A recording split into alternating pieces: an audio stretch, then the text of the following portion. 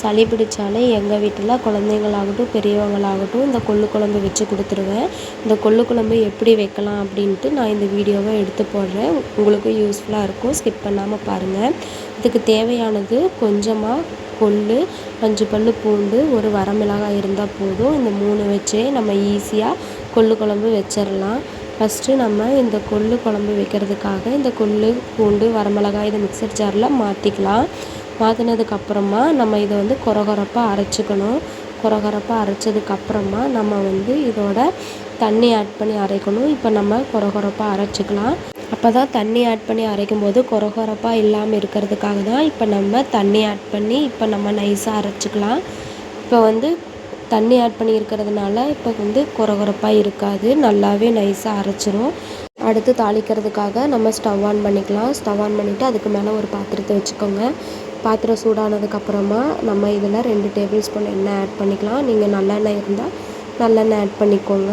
இல்லை நீங்கள் சமையலுக்கு என்ன எண்ணெய் யூஸ் பண்ணாலும் பரவாயில்ல, எதாக இருந்தாலும் நீங்கள் ஆட் பண்ணிக்கோங்க.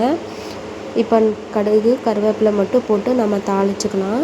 தாளித்ததுக்கப்புறமா நம்ம அரைச்சி வச்சதை இதோட ஆட் பண்ணிவிட்டு நம்மளுக்கு தேவையான அளவுக்கு தண்ணி ஊற்றிக்கலாம். நான் 2 பேருங்கிறதுனால அதுக்கு தகுந்த மாதிரி தண்ணி ஆட் பண்ணிக்கிட்டேன். நீங்கள் உங்களுக்கு எவ்வளோ பேர் இருக்கீங்களோ அதுக்கு தகுந்த மாதிரி தண்ணி ஆட் பண்ணிக்கோங்க. இதுக்கு மஞ்சள் தூள், மல்லித்தூள் மட்டும் போட்டு இதை நல்லா கலந்து விட்டுக்கோங்க. அடுத்து இதுக்கு உப்பு கொஞ்சமாக ஆட் பண்ணிக்கோங்க. நான் கல்லுப்பு ஆட் பண்ணியிருக்கேன். இதை வந்து நல்லா கொதிக்க விடணும். நல்லா லேசாக சுண்டி வர அளவுக்கு கொதிக்கணும். அப்போ தான் டேஸ்ட்டு நல்லாயிருக்கும். உங்களுக்கு சளி பிடிச்சிருந்தாலும் சளி வந்து குறையும். 1 வயசுக்கு மேலே இருக்கிற குழந்தைங்களுக்கெல்லாம் தாராளமாக கொடுக்கலாம். நான் என்னோடய குழந்தைங்களுக்கு கொடுத்துருக்குறேன். ரொம்பவே எஃபெக்டிவாக இருக்கும். சளி பிடிச்சிருந்தா குழந்தைங்களுக்கு வந்து மோஷன் வழியாக சளி எல்லாமே வந்துடும்.